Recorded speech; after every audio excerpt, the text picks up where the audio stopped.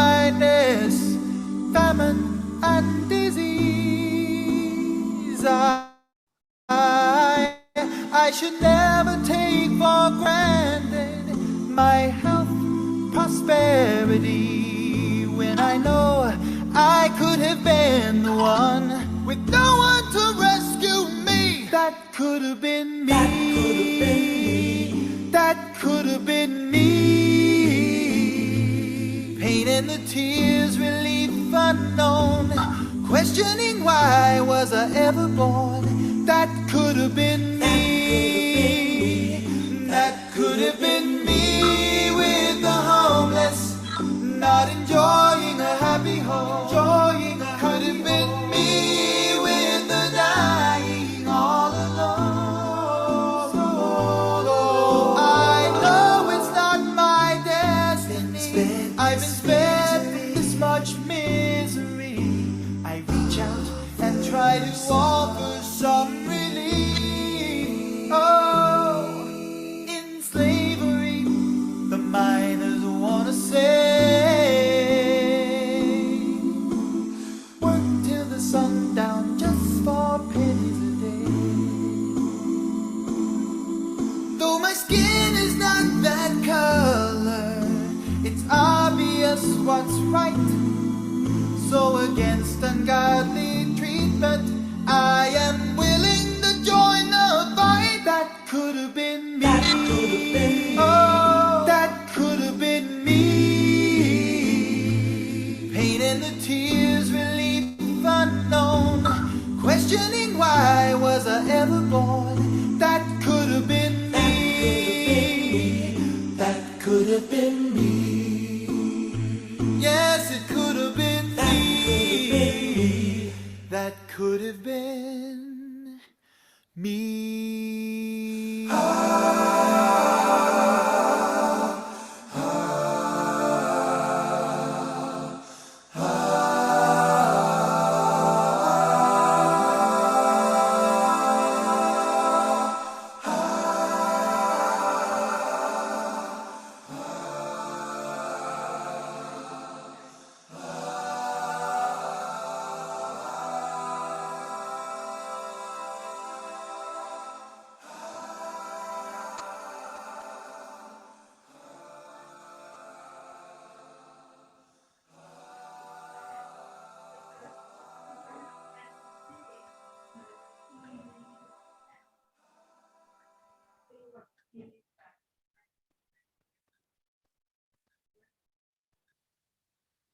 And I will thirst no more.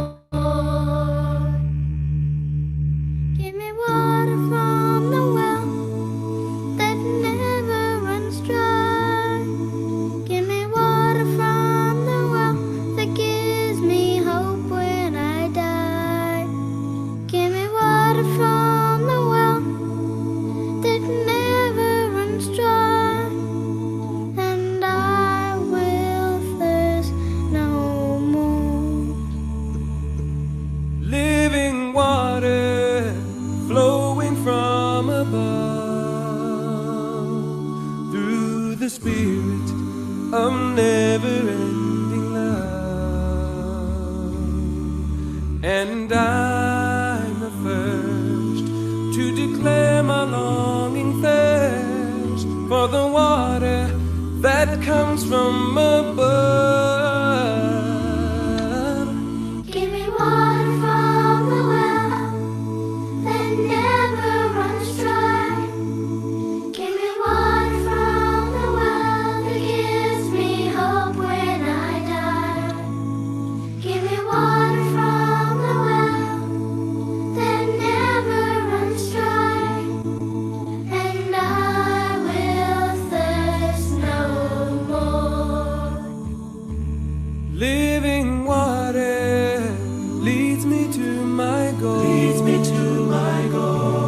Now refreshing and cleansing to my soul. Truly I'm alive, and I know I can't survive without it, without the pure water's flow.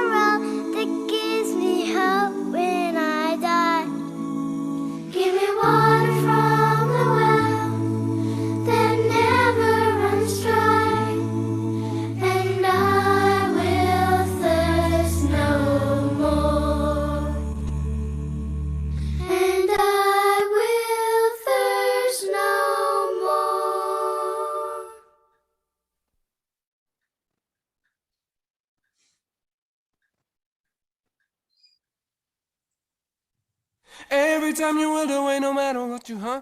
You were always right.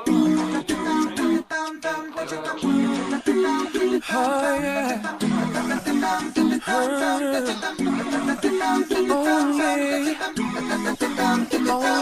true. All you ever said before, no matter what it was the truth. Ever loving truth. Every time you spoke of the word, the voice of God was being heard. I know it was true. It was the truth. It was nothing but the truth. Only truth comes from you. It was the truth. It was nothing but the truth, and it's all you can do. All you've ever done before, no matter what you've chosen, it was right. You were always right. Every time you willed away and everything you've had to say, I know it was right. It was the truth. It was nothing but the truth. Only truth comes from you. It was the truth. It was nothing but the truth, and it's all you can do. Only truth. Loving truth. Only truth. Loving truth, only truth. Loving truth, only truth. Loving truth. You know it was your word, and it was the truth. Ever loving truth, you were always right. All you do is real. Truth comes from you, and it's only you. Turning to the pages of the Bible of the ages, it was real. All you do is real. Everything you've written down, I will depend on being sound. I know it was real. It was your word. It was nothing but your word that inspired those men. It was your word. It was nothing but the word that will teach us again. All you ever said before, no matter what it was the truth. Ever loving truth. Every time you spoke a word, the voice of God was being heard. I know it was true. It was the truth. It was nothing but the truth. Only truth comes from you. It was the truth. It was nothing but the truth, and it's all that you can do. Only truth. Loving truth. Only truth. Loving truth. Only truth. Loving truth, only truth, loving truth. I could always depend on you every day. Oh yeah, done for me. You were always right, always right. When I read the word, I find that you are right.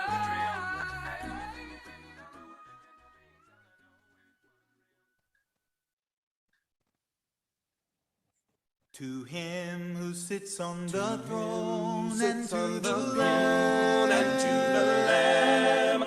be praise and honor and glory and power. To him who sits on the throne and to the Lamb,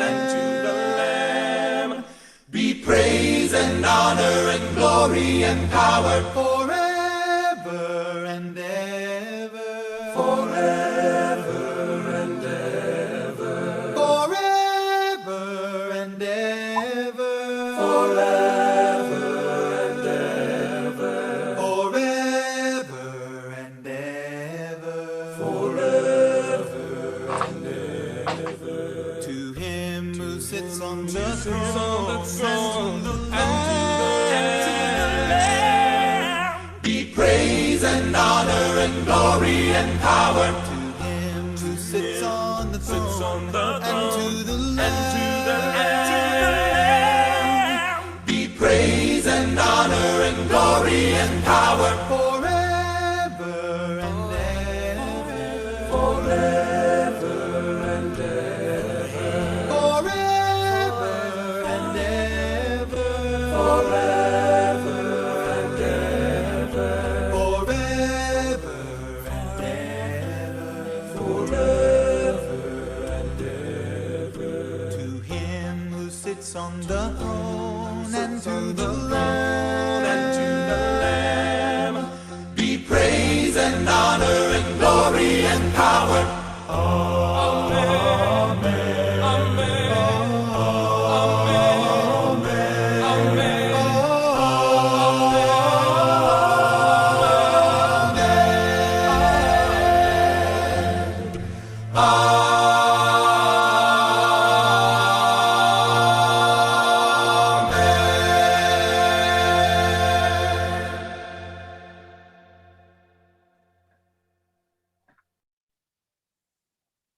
He leads me. He leads me. He leadeth me. Oh, blessed thought, oh, words with heavenly comfort fraught. Whatever I do, where'er I be, still 'tis God's hand that leadeth me. He leadeth me, he leadeth me, by his own hand he leadeth me. His faithful follower I would be, for by his hand he leadeth.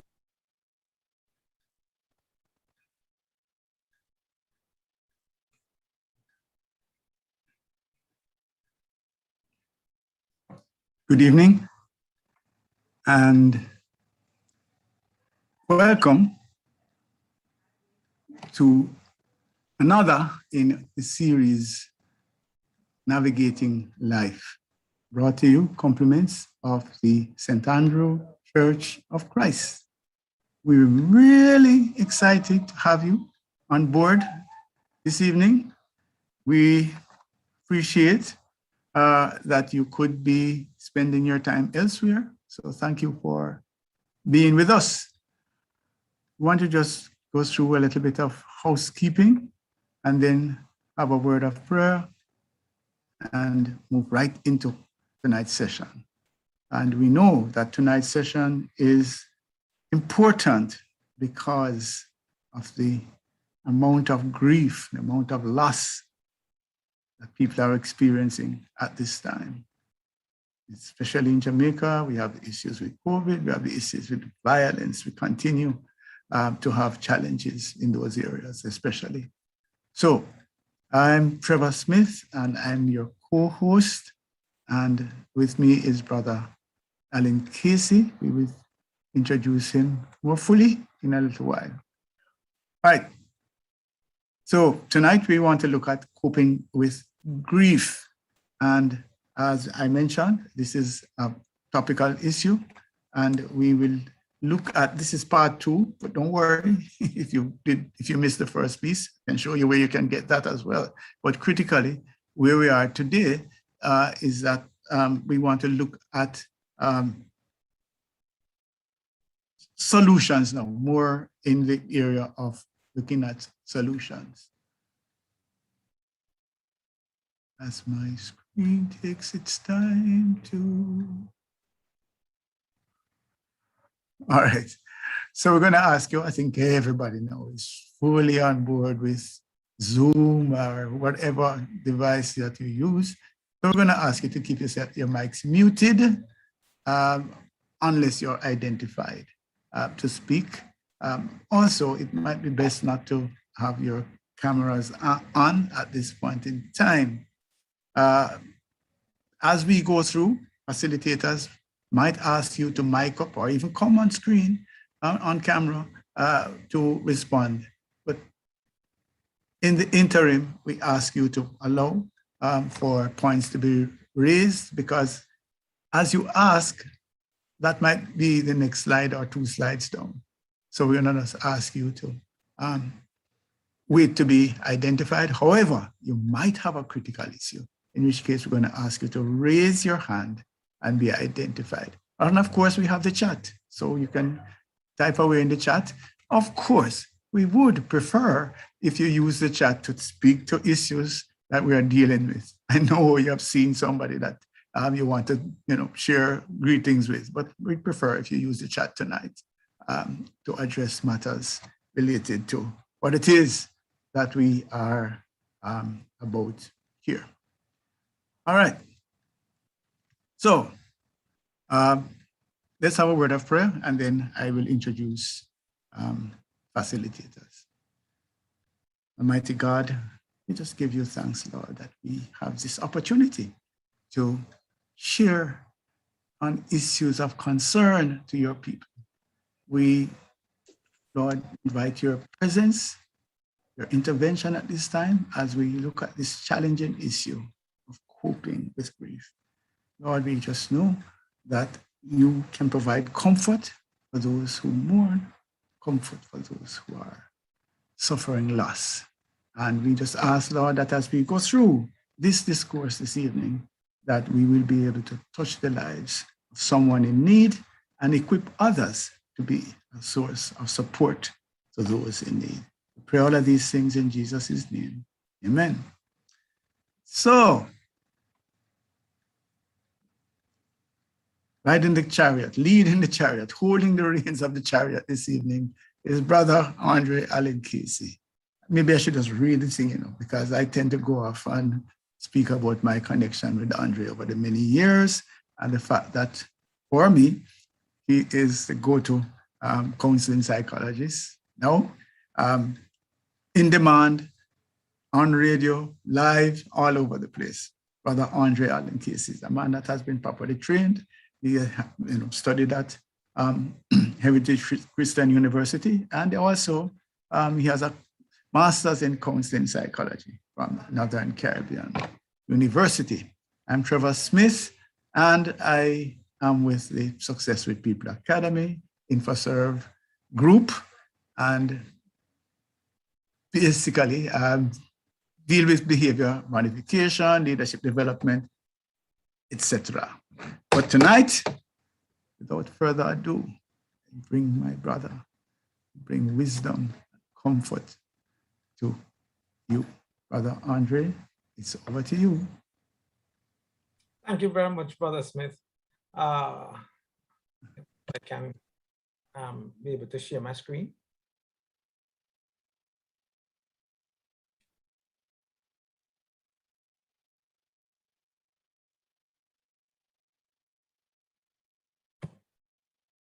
Okay, here we go.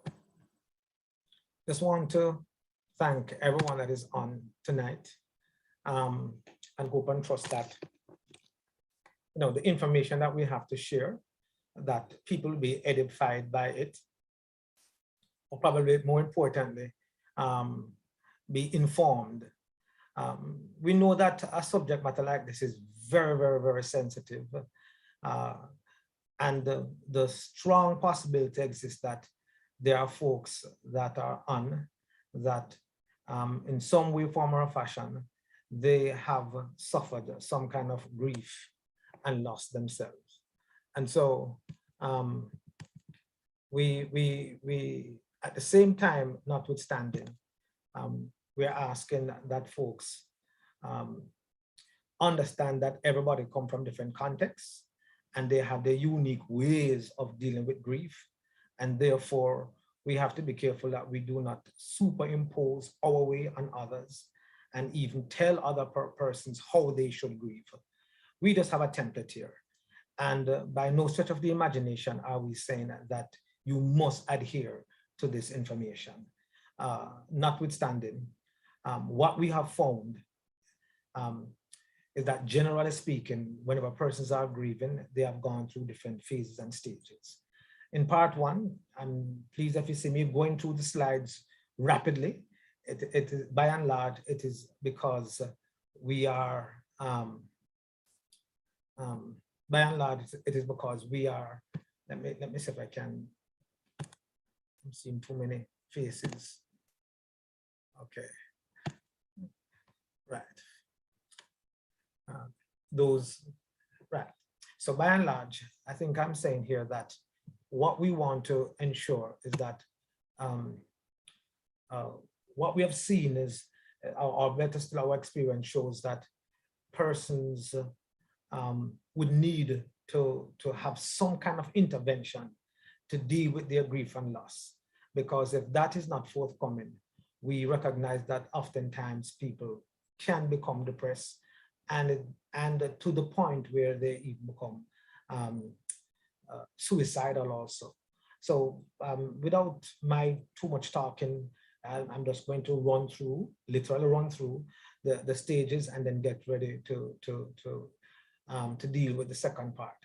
I know that there were some questions that was given, and I want to attempt to answer those questions at the end of our session, if you don't mind, please. So even before I take any present questions, I want to, at minimum, try and answer some of these questions. Now, why am I doing it this way? Because the possibility exists that some of the questions that I will be answering possibly will be answered during our presentation. Okay, all righty. The next thing, I really hope that some of those folks who had asked questions, if they are on, that would be great. So in the event that they still believe that the question is not answered or unanswered, please mic up and let us have a conversation. One more caveat. There are some questions, though, that the truth is there isn't any black and white response to these questions. It takes a little bit more intervention. I might give you a brief answer, but it is not a comprehensive one. So let me just go ahead and let you know that it might just be a brief answer, but it's not a comprehensive answer to your questions. Okay, all right. We had mentioned the different stages of grief, and some of the stages that we go through when we grieve, and what are some of the emotional responses that people experience while processing through them. We mentioned shock and grief. I'm not going to go into any explanation per se. Just watch part 1 and you'll see the explanation in relation to this, but also you can do a quick read through in terms of what shock and grief looks like. Then pain and guilt. We're saying again, these are some of the experiences that folks will go through each time they hear something of this nature. Let me point out that some of these things are equally attached to any kind of loss, but we are speaking primarily in terms of grieving as far as the loss of a loved one is concerned. Anger and bargaining is another common experience that we go through. Oftentimes, where anger and bargaining is concerned, we are looking for somebody to blame, and or where bargaining is concerned now, it speaks more to, we want to say, try to have a bargain with Almighty God and promise God that if He brings back your loved one, then you're prepared to serve Him for the rest of your life, and those things like that in terms of bargaining. And that's just one example out of others. Depression is another stage, reflection, loneliness, and oftentimes with depression, reflection and loneliness is also attached to that. But if persons do not have a mindset to relieve themselves of pain, then unfortunately, folks, you will find that it will become much easier for folks not only to become depressed, but remain depressed. And so the upward turn becomes somewhat challenging where reconstruction is concerned. Why so? Because persons feel so depressed. But not only that, what I have found is that many persons sometimes are afraid of that upward turn. And that is the road to recovery, so to speak. They're afraid of it because they believe that they're going to forget their loved ones. So sometimes they want to give themselves time, or in an effort to ensure that they honor the memories of their loved ones, they probably they can fall into depression because they do not want to take that upward turn. And I'm kind of here to also say that just because you make the upward turn, it does not mean that you will forget your loved one. Okay, so we just want to re-inform persons where that is concerned. Acceptance and hope, again, in tandem with the acceptance, speaks to the idea. It does not mean that you will forget. It just means that you have accepted your new reality. You have accepted your new reality. You're not fighting against your new reality, but you have accepted your new reality. That new reality does not mean, again, that you do not do things to continue to cherish the memory of your loved one. Hope speaks to the idea that you believe that now your life can take on some new meaning, and you can start another journey in your life. It is okay for you to start what? Another journey in your life. Folks who believe that, hey, I cannot move on without this person, again, it means that they have not accepted that new reality, which means that they are going to make themselves a little bit more susceptible now to becoming depressed. What are some of the emotional responses? Again, I'm going to run through some of them there: shock and disbelief, fear, anxiety, grief, disorientation, denial, hyper-alertness. I've already explained all of these, so we're not going to do that anymore. Emotional swings like crying and then laughing, worrying or even ruminating, intrusive thoughts of the loss or trauma, nightmares, flashbacks. And I think I also explained what flashbacks can do to you, and sometimes even possibly the benefits of these flashbacks. Well, not benefits rather, but to give you an understanding of what happens where flashback is concerned. And in truth and in fact, it is geared to inform you so that you can help to manage those emotions going forward. That is one of the primary purpose behind the flashback. It is like a temperature gauge, so to speak, that says, hey, I am reminding you of this loss. So guess what happened? Just put yourself in a position where you can heal yourself from it. It is not geared to captivate you or to put you into a place where you cannot move forward. Oftentimes, that is the interpretation of the flashback. And that's why oftentimes folks feel like they cannot move on, but it's quite the opposite, actually. Increased need to control everyday experiences, minimizing the experience. We spoke about those things. Tendency to isolate yourself, feeling of detachment, emotional numbing or restricted range of feelings, difficulty trusting or a feeling of betrayal. There was one that I mentioned, and somebody had asked about it. It's right here. Feeling of self-blame and or survivor guilt. I'd feel better if it was me mentality. Somebody had asked in the question, what do I mean by survivor guilt? And the idea here is that it should have been me. If it's a loved one, meaning not loved one, if it's a young person and you believe that, hey, why God didn't take me instead, and why they had to take my young one, because my young one hasn't had an opportunity to live or to experience life. So you are kind of unhappy and sad, and to an extent even upset with Almighty God. Why? Because it is unfair. Not only that, a part of that survivor guilt now can be extended to, and I'm careful to use this term, but can be extended to, look how much other folks out there that are wicked. So why are they surviving? And we the good and nice and those who are doing the right thing, why is it that we perish? And so that is a part of our conversation piece. But I'm saying the survivor guilt can be extended to that, but not primarily so. Again, it has a little bit more to deal with the idea that it should have been me, or if I did something and that have caused the demise of somebody, how do I live with this guilt?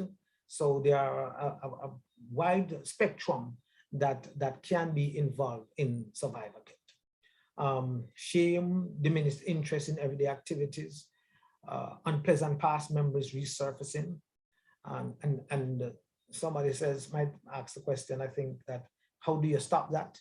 The truth is, even as you make the upward turn and you start with the reintegration of your life and living, it does not mean that unpleasant memories will not come. Notwithstanding, what you can do, I'm not saying is the only thing to do, but what you can do, it might be prudent to look into how you can start doing some things to make your life meaningful, because you recognize that you are starting you turn over a new page, you're starting a new journey into your life. If you buy into that idea of starting a new journey into your new life, then less and less these unpleasant memories will be resurfacing. So that's a tool there. Suicidal thoughts, again, will come if you don't plan to move on. It will come a little bit stronger if you continue to hurt from the survival guilt, one of those things that can bring on those suicidal thoughts, because you think that you should not be alive and it's unfair. So that kind of thought process can introduce suicidal thoughts also. Also, suicidal thoughts, again, lends itself to the idea that I cannot live without this person. Okay, all righty. Loss of a sense of order or fairness in the world. It is unfair, the world wicked. We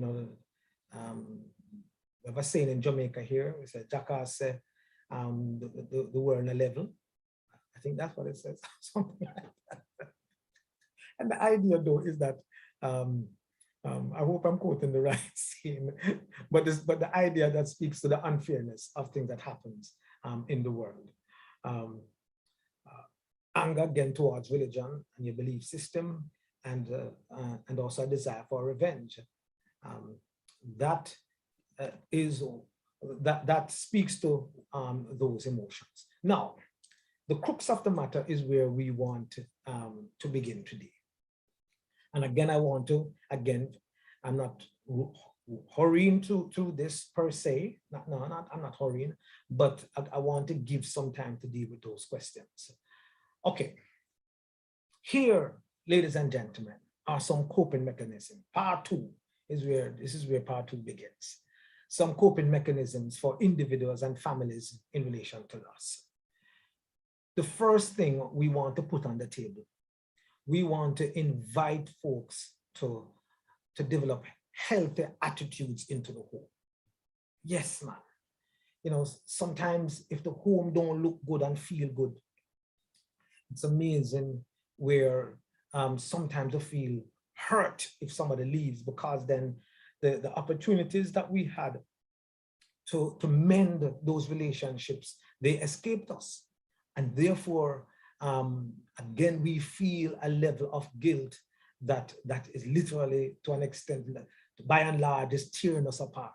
And so we're saying here, it is very important for us to be promoting good relationship within the family.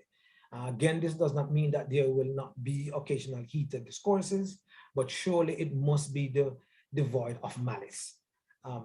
Cannot be that for days on end, we're malicing each other in our relationships, in our family relationships. It is quite unhealthy. It is important that anger and jealousy and bitterness and competitiveness and other issues be resolved within the family before death. Before death. At times, grief cannot be overcome because the one grieving has unresolved and deeply buried guilt, anger, and hurt that can no longer be discussed with the person because that person is now gone. Ladies and gentlemen, sometimes we ask some questions, and there are some questions that can be very, very difficult to answer, because while some folks are looking for a black and white answer, what we may not know, and I want to slow down and say this, what we may not know, we might even give an answer on this platform, and persons who are going to push back, and probably rightly so.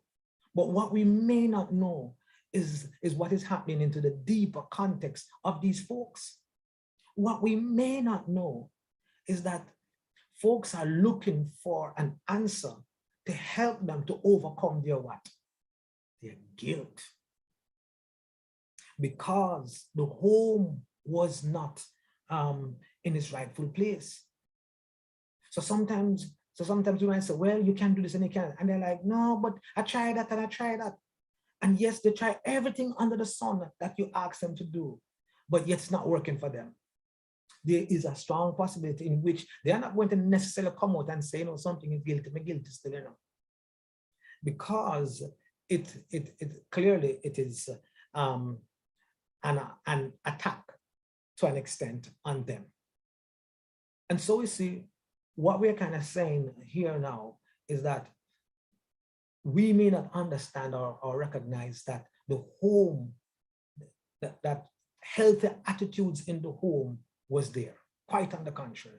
Actually, what was there is anger and hurt, and bitterness and jealousy and competitiveness. And sometimes because these things were not resolved, they remain in a place of either guilt or anger. They remain in a place of either guilt or anger. Okay, so the first thing we're saying here, ladies and gentlemen, please try and develop healthy attitudes in the home. Here are some other tips that we want to share. Again, not a comprehensive list, notwithstanding we trust that you can utilize these things. Mobilize a support system, reach out and connect with others, especially those who may have shared the stressful event.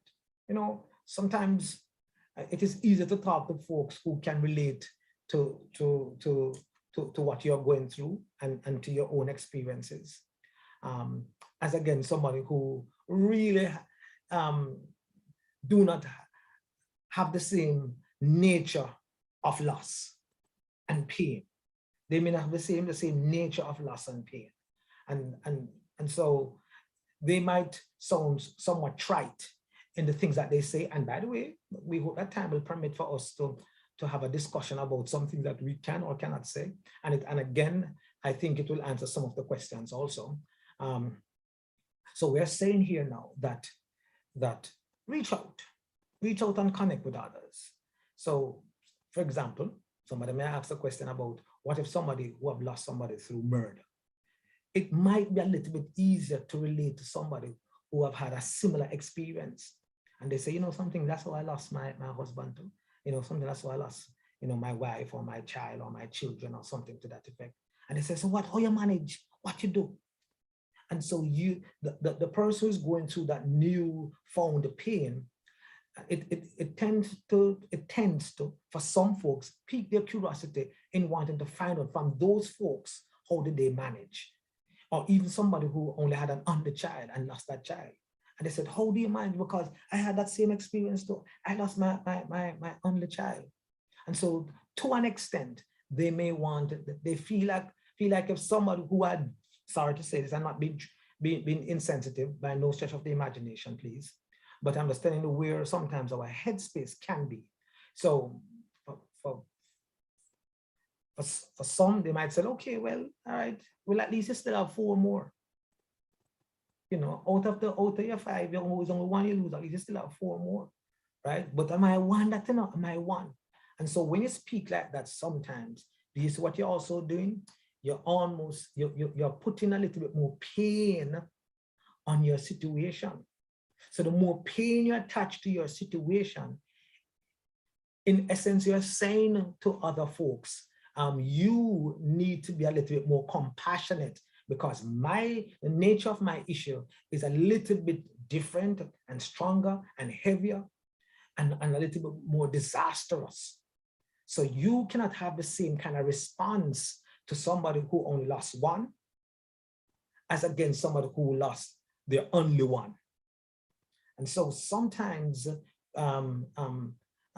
because of that kind of mindset, it might be useful. Could you mute the mic, please? So it might be useful, I'm just saying, to relate to somebody who has some kind of similar experience. It might be. Another thing, if you could just get that person to mute their mic, thank you. Another thing, talk about the traumatic experience with empathetic listeners. You know, sometimes we might just have a conversation with folks, and the truth is, and you know what, I'm not going to talk too much about this because I want to discuss it a little bit later on. But let me just give you, just whet your appetite here. Sometimes we have some conversations with some people, and believe you me, you're like, wow, these folks, can you imagine you're crying your eyes out and somebody's on their phone and say, yes, and ask you to give them a second, they soon come back. And they're talking business on the phone. They come to visit you, you know. They come to visit you and they're on their phone, right? Or they are in the kitchen with some other folks and they're playing domino and laughing. Yes, folks, there's a time and place for those things, you know. And they're laughing and having fun, and people eating, and some people watch TV and what have you. And you wonder, I thought you all came to see me. How is it that you're over there having your own thing? If you understand what I'm saying, and it seems like this is a time for drinking and eating and all those things. And you say, wow, I mean, there's a time and place for that. But especially into the as far as the initial stage of the loss, we need folks who are ready to listen and can feel our pain, ready to listen and can what, and are prepared rather to feel our pain. Also, we're saying here, cry. That's right. Release all of those endorphins. Cry, let it out. Get it out of your system. It is important to do so. Okay, oftentimes you find that when you cry, you feel better. And if you find that you have to cry and cry and cry, cry. But this much I will say, plan to stop crying. As bad as it might sound, plan to stop crying. Seriously, I've had clients who come to see me and they would say to me, I cannot stop crying. And then sometimes I ask them a very simple question. I said, do you want to? And they said, yeah, of course. So I said, okay. Tell me how you plan to stop doing it. Sometimes they come up with their own strategies and it's spot on. Sometimes they come up with some stuff in which they need a little bit of guidance where it is concerned. Okay, but the idea here, plan to stop crying. And I'm talking about chronic crying. I'm not just talking about crying. I'm talking about where you find that you're crying repeatedly. With every passing moment, you find that you're crying and it is going on for months, literally. It is interfering with your sleep patterns and a host of different things, to the point where now you're also feeling depressed because you don't want to be around people. And every little, if you hear something about somebody dying, then you choose to personalize it and it become an amazing trigger for you. And there goes the crying all over again. So we are saying here, plan to stop crying. Somebody might say, I don't think that's a good thing. But so we are saying you must cry, but I'm saying you must also plan to stop crying. Okay. Hard exercise, like, sometimes when you, some of these things can be a good distraction. That's all I'm saying. You take up a new exercise, aerobics, bicycling, walking, whatever, but rigorously do some of these things, because again, the chemicals that it can release in you to help you to regain your composure and help you to be thinking objectively, so you can have structure going forward. So it is useful to do some of these things. But again, it's also a healthy distraction. Relaxation exercise like yoga, stretching, massage, these are also very, very good things, especially if you were not accustomed to doing some of these things. If you have not been doing them and you're going through something like this, you want to have so you have the hard exercise, but also the relaxation exercises that you can do. Humor, yeah, man. Watch a comedy, watch a show, and even in the midst of your pain, if somebody give a joke, don't be afraid to laugh. If it's funny, it's funny. If it's funny, it is funny. It's better. But be careful now. We say that for those who give their jokes or whatever, it has to be very, very sensitive, appropriate for the time and place. It has to be very appropriate for the time and place. For those who probably want to use humor to lessen the impact to some extent. But time and place is very, very important. But for you who are feeling a little bit overwhelmed, if you want to watch a little Sanford and Son, it's a little, a Tom and Jerry. Somebody said, Tom and Jerry, really? Okay. Maybe I shouldn't use that one, but I'm just saying here. That's one of those shows that you find humorous. Okay, pray, meditation, listening to relaxing and guided images. Some nice music and some nice sounds and some like water running into the background, things like that. What we are saying here, we find that folks who have that mindset, even people, I'm going to say this now, this might sound a little bit uncouth, but even folks who say that they don't believe in God, sometimes find themselves when somebody come when they're going through this thing, they sometimes will say, ask someone to pray for them, or they are quite receptive to that prayer. That's all I'm saying. Even folks who say they don't believe in God, I have found folks that somebody said, do you want to pray with you and pray for you? And they said, okay. These are the same folks who say they don't believe in God. Okay. I'm having a little bit of lighting issue here. I need to change this bulb. I hope it stays on.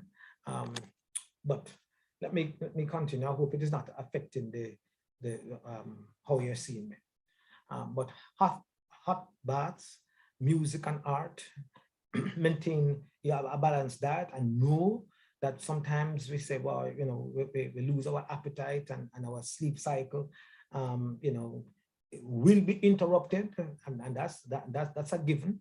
But we are saying, as much as possible, try and see if you can eat something, okay, and try and get some sleep. Try, tell yourself, say, I'm going to go sleep now.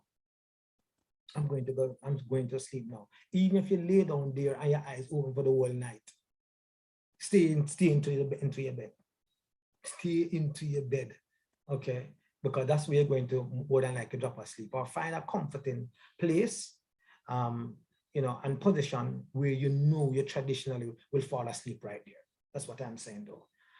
Avoid overusing stimulants like caffeine and sugar and nicotine, especially nicotine. I say don't use it, right? Because oftentimes we feel like we need something to boost not only our energy, but also if we might feel like this can bring us some kind of comfort also. But these are unhealthy means that we want to stay away from. Commit to something personally meaningful and very important every day. So again, remember I mentioned that this is a part of the upward turn and the reconstruction that you're looking for in your life after you have accepted your reality. What we are saying here, a part of that upward turn says that I want to commit to doing something new. I want to learn Spanish. I never learned Spanish before. I can pick up Spanish. As I said, we mentioned in doing some aerobics, some exercises, whatever. All I'm saying here is say, go and learn to play the piano. Just try and do something that you've always wanted to do, and you feel good about playing. And you know what you can do? Watch this now.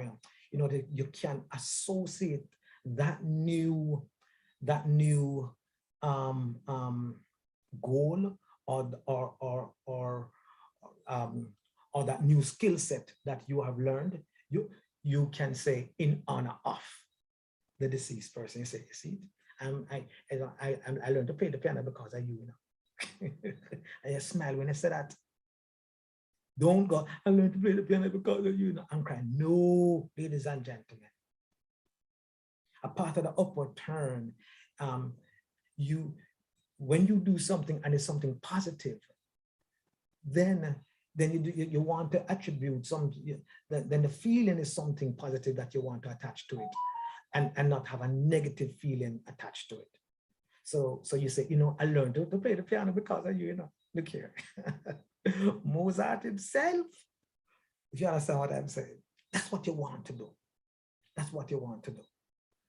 You see, rather than sit down and say, you know, if Tinda was here, you know, I wouldn't be going through this. If Tinda was here, you know, I wouldn't be, this would not be happening. If Tinda was here, you see, you have not made any kind of upward turn, and nor are you committing to something personally meaningful and important every day. You're not doing that. What you're doing, you're ruminating on your pain. And so it's not helping you to make that upward turn, ladies and gentlemen. So it is not very healthy. I use it that way. It is not very healthy when we talk about if the person was here, how you could either progress or how it is interfering with your progression. And so I'm saying here, as you commit to something personal and meaningful every day in your life, whether you're going to be learning a new skill set, whether you're going to go on a diet, you're going to lose weight, whatever. All I'm saying, you're going to learn to learn how to read music, whatever. I am just saying here, that new skill set that you have attained, you can say, I'm doing this in honor of.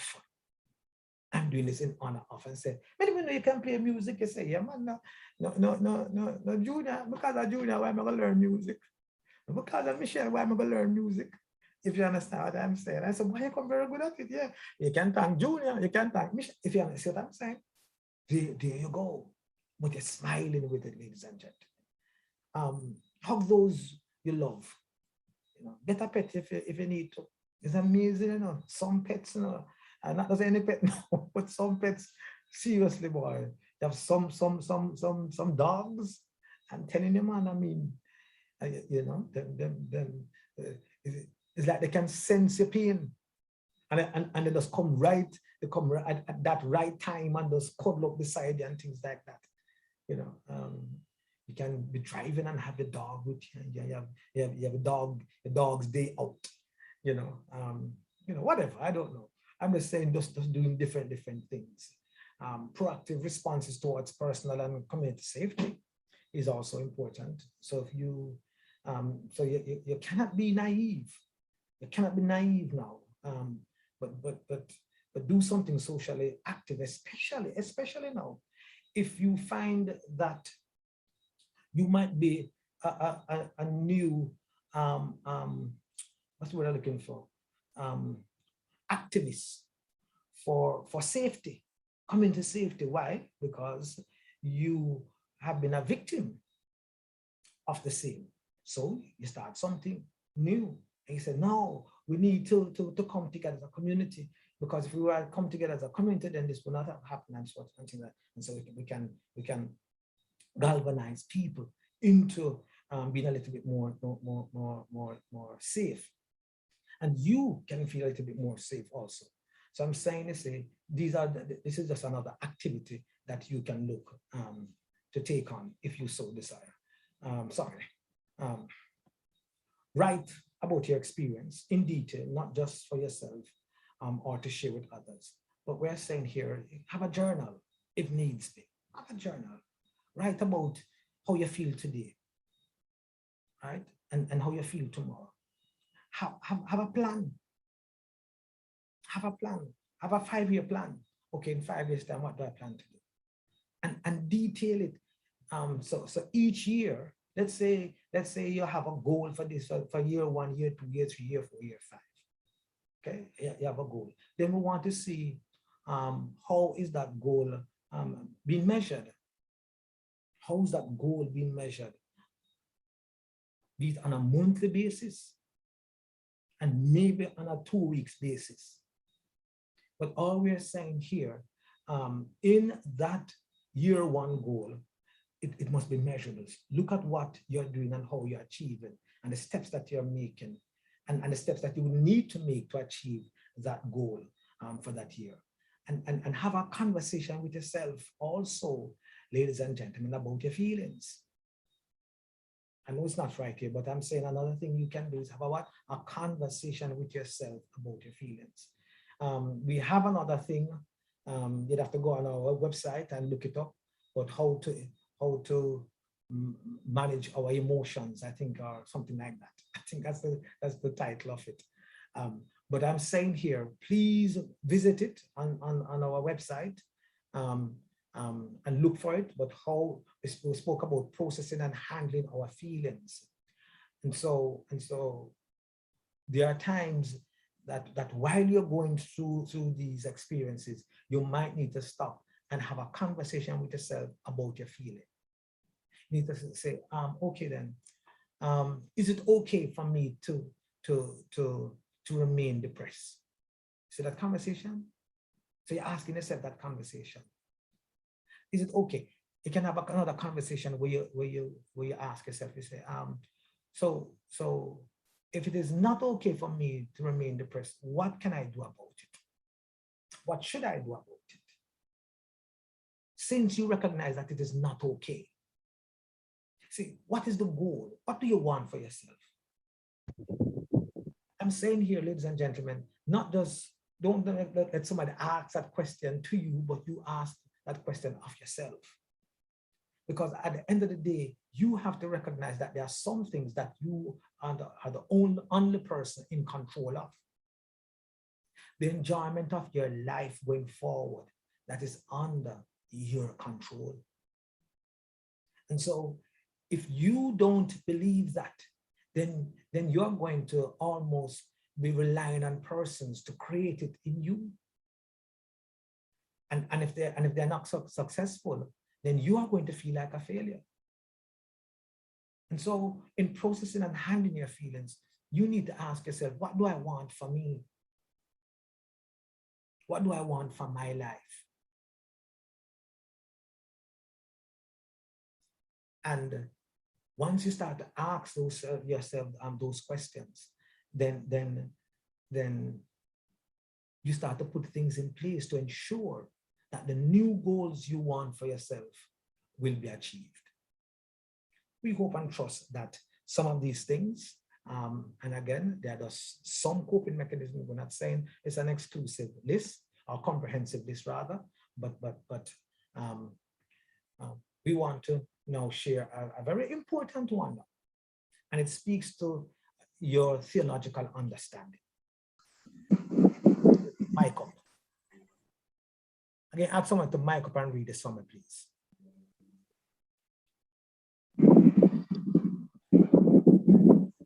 Karin, that's you? Somebody want to mic up and read this for me? The sooner.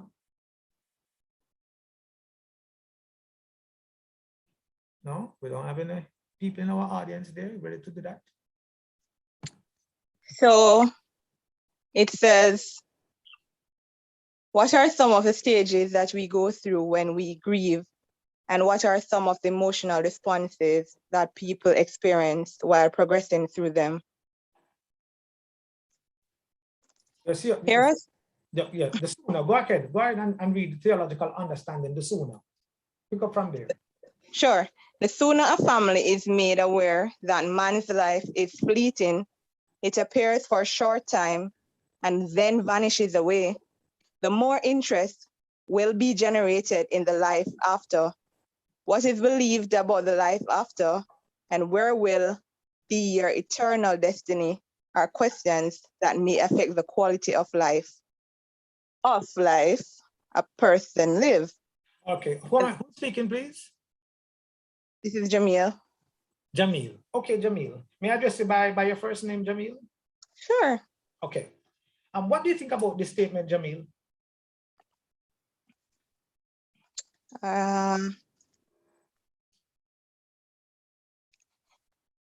Basically, it's saying that as soon as an individual realizes just how, I would say, vulnerable or fragile life is, it basically makes you realize that you have to focus on the quality. Okay, very, How very you live. excellent, excellent, Jamil. Some folks might want even to go as far as to say, well, what about, because remember, we're talking about a person's theological understanding. So there are many, many folks, not only in this country, but across the globe that have some kind of theological understanding. And as a result of that, or religious beliefs, I should even state, that speaks to what happens to their life or the life after, so to speak. And you know, there's a passage in the Bible, I can't recall it just now, but what it had to do with David. And when David had lost his first child, there was a statement that David said. David says, I cannot bring him back, but I can go to him. And so David's theological understanding in relation to life and death, David believed that death was the only means for him to see his son again. Just saying. Okay.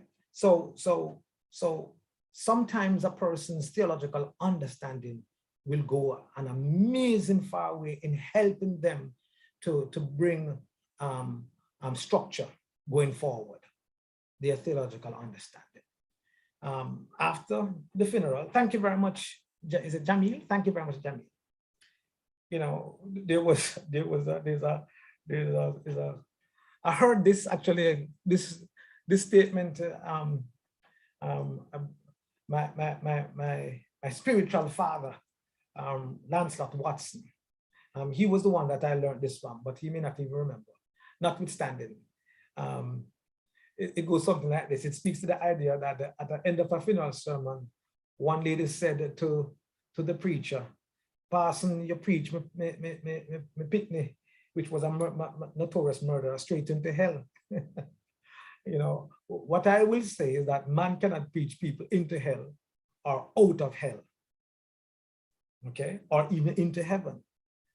You know, sometimes, you know, at that point in time, we want to hear the choicest words, even if the person had the worst kind of life.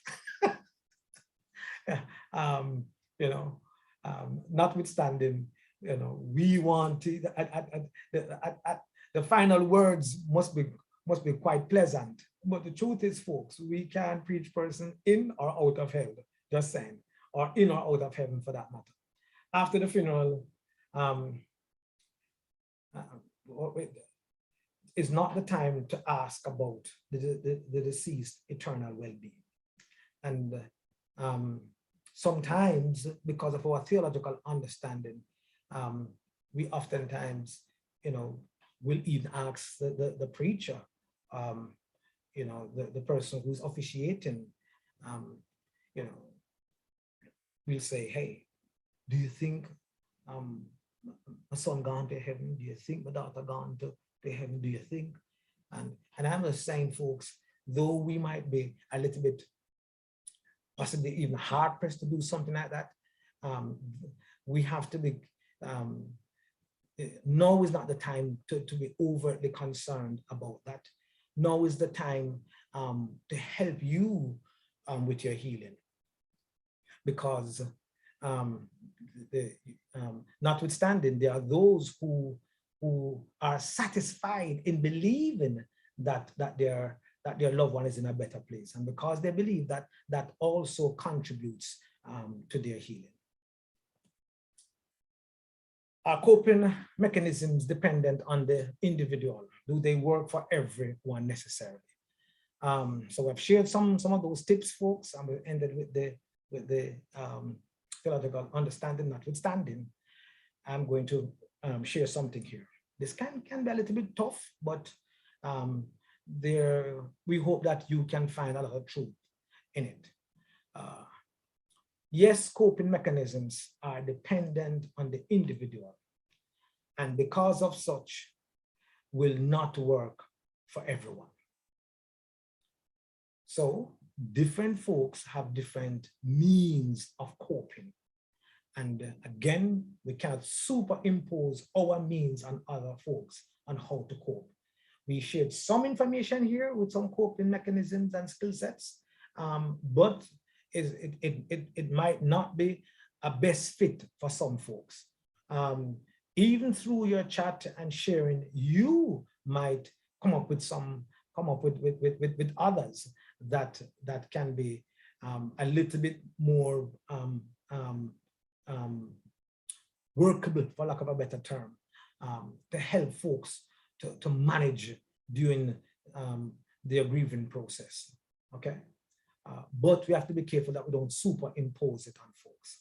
Now, with that said, our perspective on life and living, Andre Allen Casey strongly believes that it is the primary ingredient on how much we will be able to cope or not.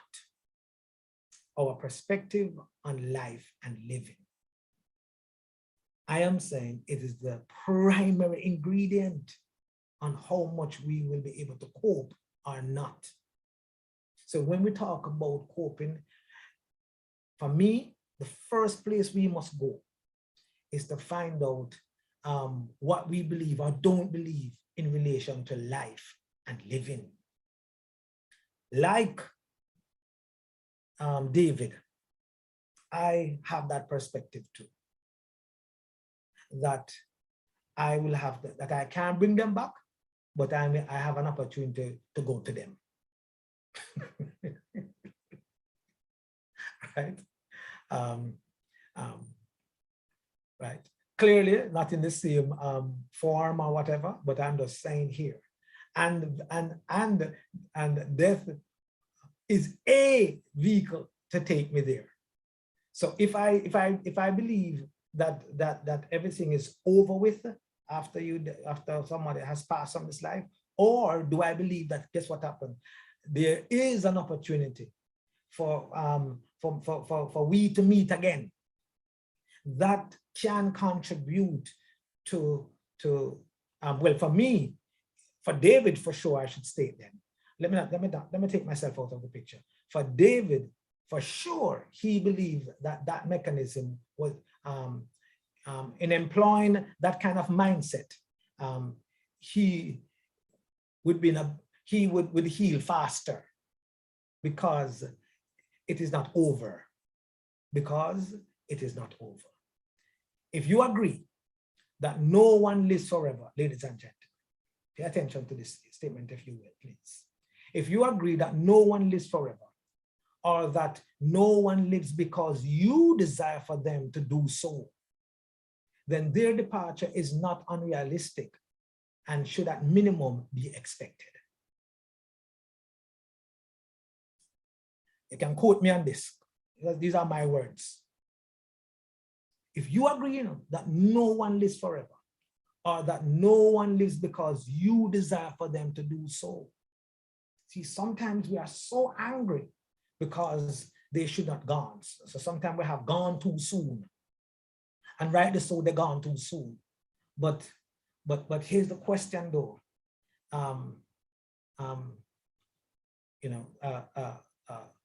Whether they have gone too soon or they gone the right time or whatever, the question I'm asking, if you agree that no one lives forever, or that because you don't want somebody to go, if you agree that your desire is not going to necessitate whether or not they stay or they leave, then or it's not unrealistic should they leave us, then at minimum, we should expect it. As I'm saying, at minimum, we should expect it. If on the other hand, though, you are not prepared to lose anyone under any circumstances whatsoever, then I'm saying to us folks, coping with such a loss will become chronic. And this is why I'm saying your perspective on life and living is the primary ingredient and how much we'll be able to cope or not. I'm coming down. 10 more minutes, and then I get to share all your questions. I'm going to skip through this. I'm going to skip through this part here because I want to talk about some things that we have to be mindful of what we say or don't say once we're trying to help folks to cope.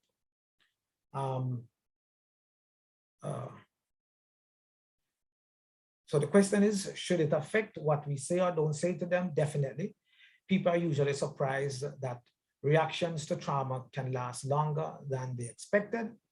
It may take weeks, months, and even some cases, many years to fully regain equilibrium.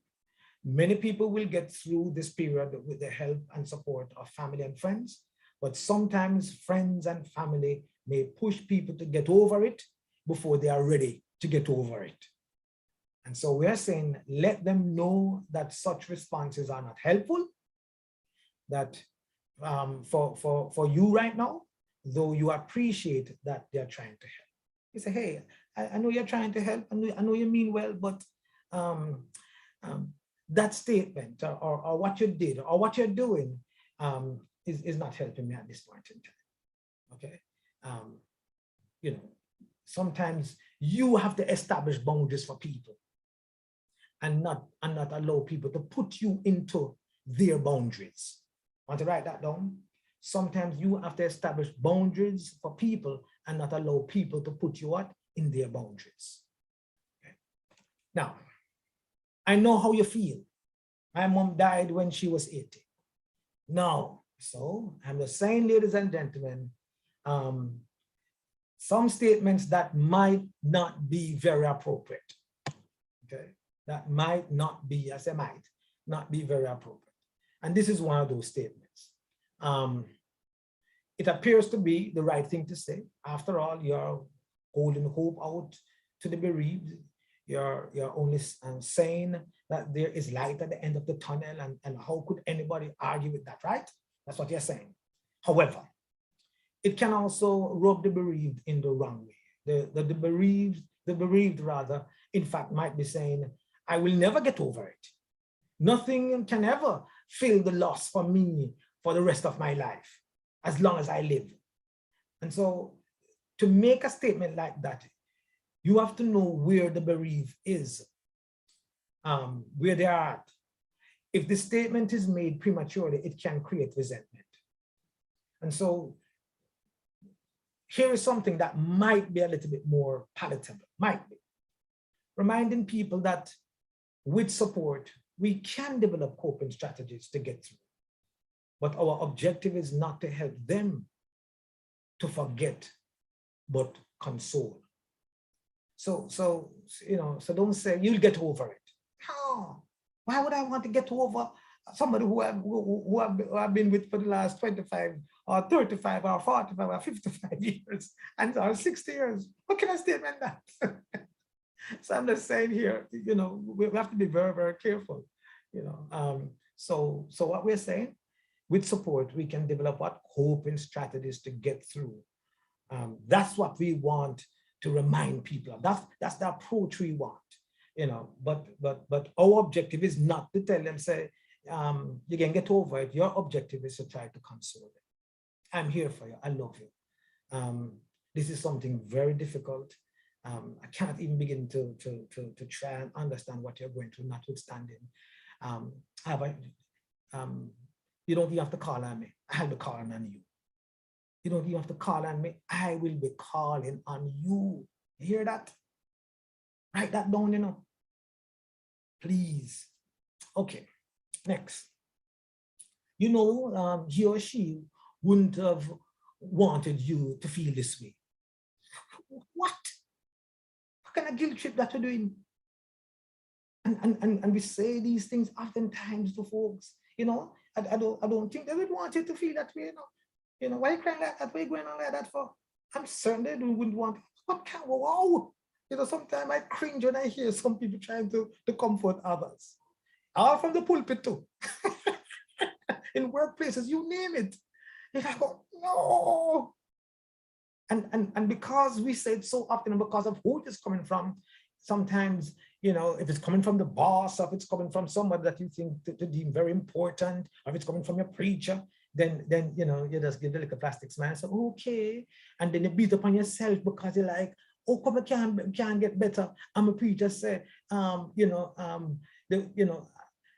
I shouldn't feel this way because my son was a bubbly personality, and why am I and what I'm doing now is not reflecting his personality. Huh? You know, so we have to be so careful, folks. And I have more. I want to hurry up because I want to give us time to ask them, to go through some of those questions. And so what we are saying here, you have to be careful that you don't put the bereaved on a guilt trip.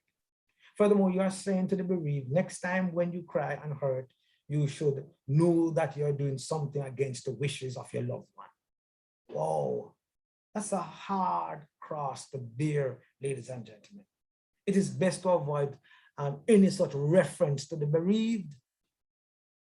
You're helping them, you have to be careful. However, if the bereaved has remained withdrawn and isolated from other closely related survivors for a long period, it may be appropriate to say that the deceased person would have wanted his or her loved ones to continue their heritage of love and compassion through their own lives. That's what they want. That's what they want to create. You say, wow, you know, they may want to think that it's not don't want you to feel this way. No. You have to feel your own feeling, and you understand the impact of this loss. You and you alone. And so you need to go through that process. So what you want to do is to say, wow, you know something, what kind of heritage we had going forward? You know, how could I continue with this heritage? So we're not asking you to devoid yourself of the feeling. We're giving you hope and giving you a goal on how to function going forward. So it's what we're doing. We're helping you to establish a new goal going forward. Here's another one. It was just his or her time to go. Maybe so. But saying it, folks, does not make it easy for the bereaved. Person in bereavement can't see it that way. It's only outsiders who can think along those lines. And so those who are in mourning have to protest against what just happened in their lives. However, if you see that the bereaved is tormented over what he or she could have done to prevent the loss, no. And this is the context now. That is the context. It may be in order to say that there are things that are not in our control or anybody's control. Because sometimes folks oftentimes says, you know, if me to do this, if me to do that. So hindsight. So sometimes they'll go in a lot of hindsight and say, if me do this, if me do this, you know, if me do this, then this would happen, and this would happen, and this would happen. So, and so we beat upon ourselves because in hindsight, we should not have done this thing. I'm saying an appropriate thing to say to folks. Don't say to them, well, you know, maybe it was just their time to it was just their time to go. Maybe, you know, but I'm just saying to you, and a more appropriate thing to say, hey, you know, maybe things are just not in anybody's control. You know, that might be a more appropriate thing to say than it is their time to go. Where they have to feel like, yeah, all right, they have to accept this. But then they're only accepting it because you tell them to. But in their minds, but how can this, a 2-year-old who never have this kind of experience, is just their time to go? I don't understand that. You know, just say it is not in anybody's control. If you feel pressed to say something or to deal with that mindset, considering that they are saying they are tormented over the loss, or they believe that they may have contributed or could have prevented rather the loss. Okay. Well-intentioned term. God is in control. I mean, who doesn't say this? I want a reader for this one here. Soon finish. I want a reader for this one here. God is in control.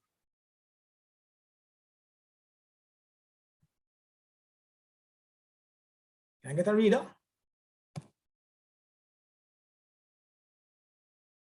Come on.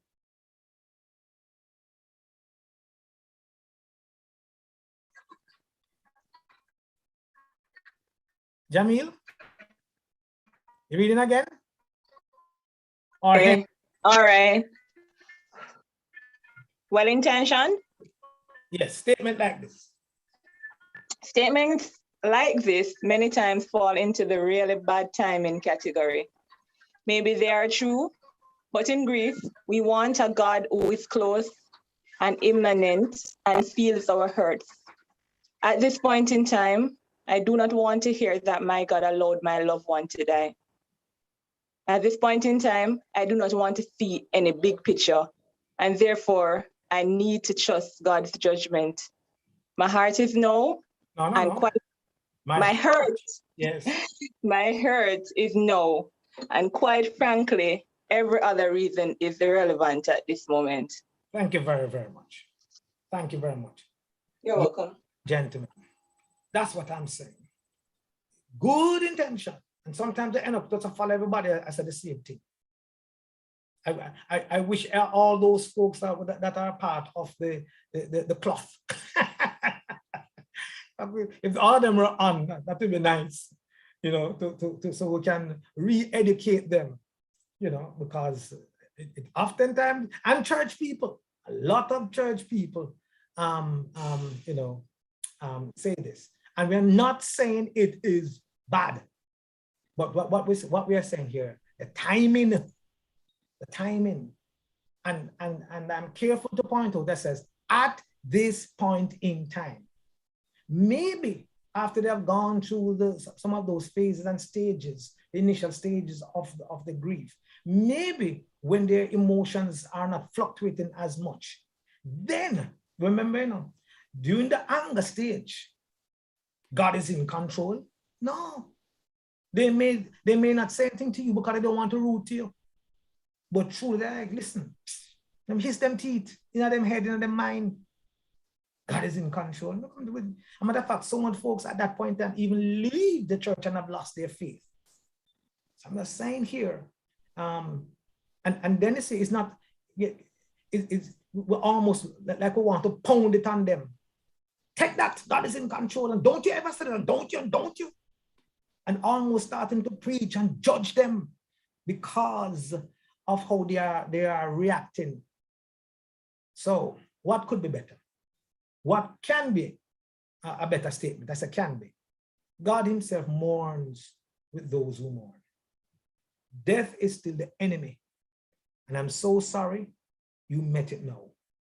Remind me, folks, that's what I'm saying. Remind me that God's heart breaks with my heart. Remind me that even in God's grand plan, death is still an inherent wrong that needs to be righted.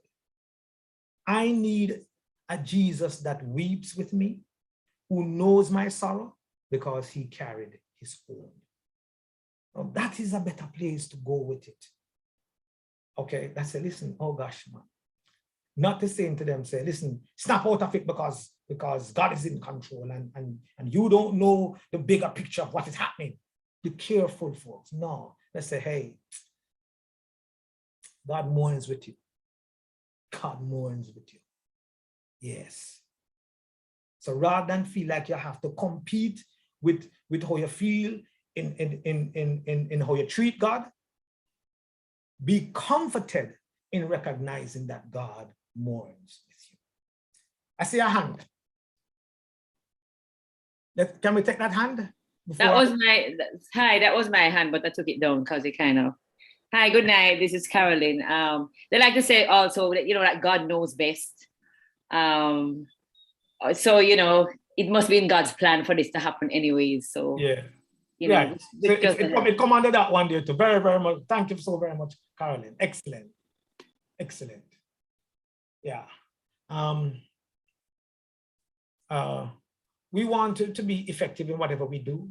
So when we express sympathy, we want immediate results. And that is a bad combination, if that's the word I'm looking for.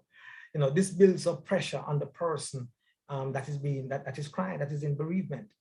Okay, it is as if we are saying to the bereaved, I've sat here for the last 30 minutes. Now you should feel better. You know, we have to be very, very careful, folks. If you come here to support them, you have to support them on their time. Remember the statement I made earlier? That we must be careful that we don't put people, that we don't allow people to put us in their boundaries, something like that. I made it up on spot right there, so I don't remember what I said. But something to that effect, you know. So the golden rule in expressing sympathy, and something was asked into the question the last time in part 1, but the golden rule in expressing sympathy is observance of silence. Remember that silence is golden or divine, if you prefer, but it's one of the golden. That's beside, because sometimes when you got woke up in more time, end up say the wrong thing. Whenever in doubt as to what to say or what impact your words may have on the bereaved, don't say anything. Use the non-verbal language. What is the non-verbal language? Holding them hand, you know, shaking them hand, giving a hug, smile with them, eye contact. Okay, all of these things can be quite adequate about what you want to express to them. They speak louder than any words, because you are there to lend your love and to lend your support. I am going to stop right here, and I will invite either some questions or comments now before I pick up on the questions that were mentioned today.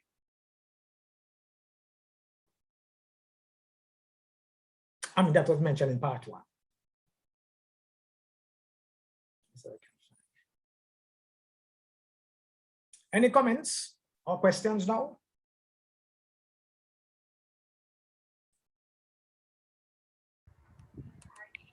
Hello, good night. Go ahead with the questions, yeah, Brother Andre. Huh? Go ahead with the questions that you have. Okay. So what somebody was on, go ahead. Right. Hi, good evening. Good evening. Right. So my name is Nadine. October 7 coming, will be 1 year since I lost my mom. And just a comment that during the process, you know, after I lost her, and persons would call me and say, sometimes they would say, you're sounding better. I'm glad you're sounding better. And when I hung up, I was like, sounding better? I was like, but I'm not better. No matter how I sound, how can I be better? First of all, it's not even a year. But just along the lines of persons just saying stuff, we should all be mindful, because I'm saying it can come across real insensitive. There are times when you smile and people see you smile and say, yeah, man, you're coming on. Persons need to recognize that the next minute you can fall right back to the ground, because grief is, at least my grief is like that. One moment you talk to me and you wouldn't know what I'm going through, and then the next minute I'm just in a total messy situation emotionally. So we really should be mindful, and also not because we see, sometimes we have to toughen up for work or other stuff, but be mindful that persons are still going through what they're going through, the grief and the pain and the hurt. All of us, whether or not we're grieving now or not, we all come across people who are grieving. So we should be mindful of these things, because they are very impactful. And it's the part about, the Lord knows best. That, believe me, I am saying in my head, but I do know the Lord knows best. Why are you telling me this? This is not what it's about. And the timing as Christians, a lot of people mean well and they say, well, I can't tell you nothing different because, you know, at the end of it, God is our source. But I'm not saying God is not my source because I've known him for years and I know he's my source, but that's not what I am hurting now. You know, so I mean, I could go on, but I just appreciate a platform like this. And, you know, just for all of us to be mindful, regardless of the stage we're at. So thank you.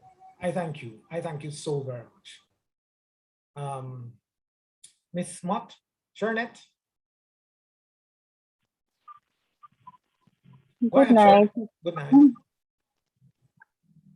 Yeah, so I just want to say, well, I just lost my mom Sunday.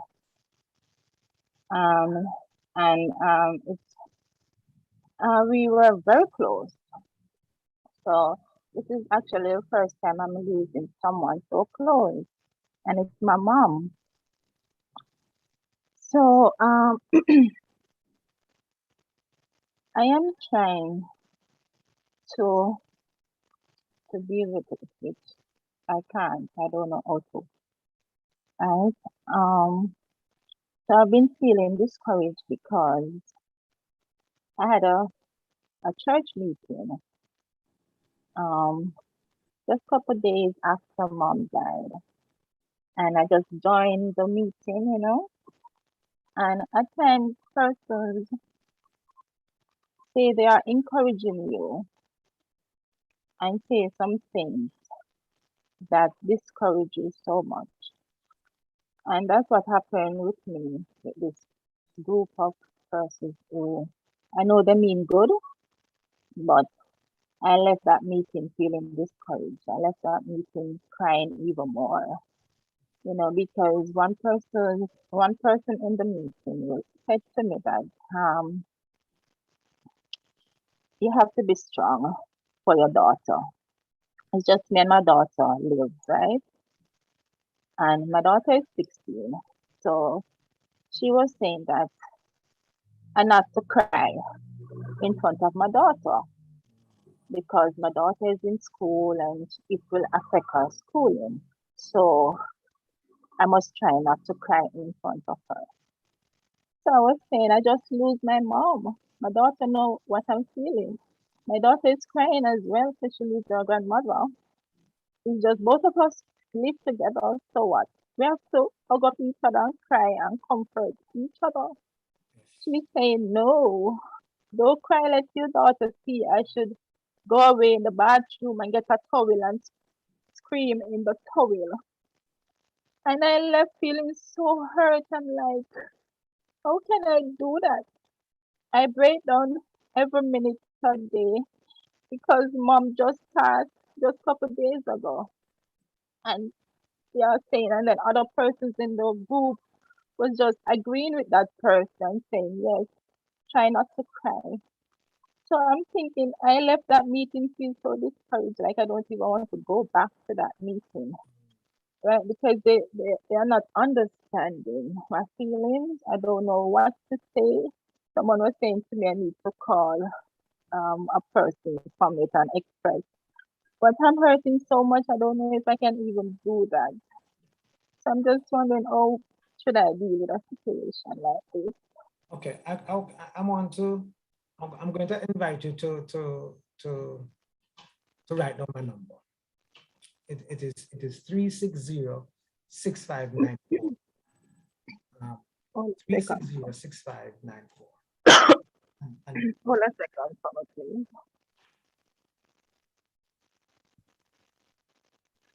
Okay. Okay, go ahead with that. So it is 360-6594.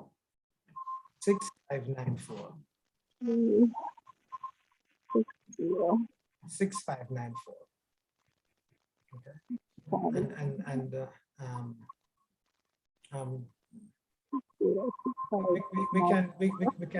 We can start a little later tonight or after 12. after 12 tomorrow. After 12 is a good time for me. So we can even start tonight after this week, okay? Okay, thank you. Thank you so very much for being here and being on this platform and sharing with us. Carolyn. Oh, hi. Yes. Just another comment. Sharonette, I'm so sorry. I lost my dad like 2+ years ago. But just to say that, you know, children are tougher than you think. You don't have to be strong for them. Cry when you want to cry. It doesn't matter if your daughter see you only cry, she will know that her mother is human. And it's okay to cry. And to James and the both of you and anybody else, I found that anniversaries are bad. So anniversary of the death is bad. Birthdays of the person and holidays are tough. The first Christmas was very difficult for our family. So we would usually meet at mommy and daddy, but we took mommy to one of, you know, another sibling's house with us. So last Christmas was the second Christmas. It got better. So, and as a family, we just cry when we want to cry. Then we would laugh about daddy when we want to laugh about, have good memories and that sort of thing. But it is a process and it will get better. It just takes time, and it might be 2 years for somebody, but 10 years for somebody else. Don't rush yourself. Don't beat up on yourself. Don't, you know, when people don't understand, don't try to make them understand. Just know That's they right. don't understand. That's and, right. and move right along. God That's right. understands. God is a person who needs to understand, and God is not in any rush. So, I mean, I'm the only physician in my family. So when daddy was sick, the pressure was great. And sometimes, yes, I felt I had to be strong for them, but I got past that. And we just cry together, pray together. You know, fortunately, we have a good support system. So there were 4 children of us. I'm the eldest. And we and my mom would just support each other. So, you know, don't feel badly. Bawl when you have to bawl. If you don't sleep, you don't sleep. But, you know, there'll be good days and bad days. And there'll be triggers that just make you just feel like you never get anywhere. You might take 2 steps forward and 10 steps backward. But generally, it will be a forward direction. So I just want to encourage you, and I'll be praying for you too. Good stuff. Jamil? Go ahead, Jamil. Okay, for the both ladies that just shared, it just compelled me to just kind of share what my sentiments are, in the sense that I will not be speaking to grief of a loved one right now in terms of death, but I do know someone who is currently going through stage 4, the person has stage 4 colon cancer. And it's interesting enough that some of the things that were shared here would have been very impactful for me, because one of the things he shares with me that is he is super, I mean, he's going through a lot. But one of the things he complains about, or maybe let me not call it complain, is that, you know, he's very caught up with the fact that persons will say things like, boy, you sound strong in your voice, man. I like how you sound, you know? And, you know, he's saying, it's not my voice that's sick. You know, I'm not sick in my throat. I'm not sick in my voice. And that because I sound strong, it doesn't mean that I'm not going through a lot right now, you know? That's you know, so when I heard that, I was saying, whoa, this is so real, because, you know, I personally know of somebody going through this now. And, you know, people will tell him, you know, some sentiments, like, just like, you know, sometimes him say, boy, him have some very difficult days. Sometimes it's like, him say him will start to pray, and it's like him don't even know where him end up. Him start talking to God, and then him don't even know where him end up, because his mind is so confused. He's wondering sometimes, you know, if it tomorrow I'm going to die. You know, he literally think that, boy, I'm at death's door and I really don't know when, or, you know, that kind of thing. So sometimes I personally don't even know what to say, how to encourage. And it's hard for me. And I try to be strong too, like I don't break down on the phone conversation that we'll have and stuff. But it really is a lot. Sometimes when I'm finished, I feel drained myself.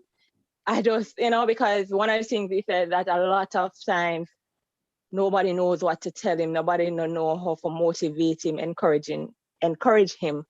And I try not to take it personal, because sometimes I feel like I fall in that category too, and I will say it to him as well.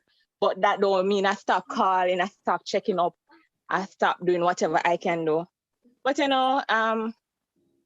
know I can speak to not only him, other friends. I know that people feel that they can just talk out the person out of the situation. Like, you have to be strong, and you gonna have faith. Have faith, and it's not about that. Sometimes people just sometimes they want to be heard. Sometimes they want you to empathize, even if you're not going through something like that and you've never been through something like that. Just try and put yourself in the person's shoe. It really makes a lot of difference. That's all I want to say. Thank you so very much. Now, we are literally out of time. Marlon, again, come to you. Give me a second. We're literally out of time. There were some questions that were given. I'm not so sure that we'd want to have another session to deal with those questions. And I'm not so sure. I feel like some of those questions, based on some perspective, I feel like I could answer those questions, write something in relation to answering some of those questions. Brother Andre, I'm going to ask the audience for an extension. I really believe that we're at a point that is really challenging, and we can hear even in the audience now people that are challenged. So I don't think that we have been responsible. We start on time, we end on time. So if you have to go, fine. The recording will be there, but I would suggest that we extend for 15 minutes, so that at least we can address some of the issues here. Okay. All right. Okay. So go ahead quickly, Marlon, and let me try and answer some of the questions. Right, just good night, everyone. I just wanted to say, as somebody who doesn't really know how to console people while they're going through grief, as a healthcare worker, there are the usual things that you're taught to say, and how you're taught to deal with persons going through grief.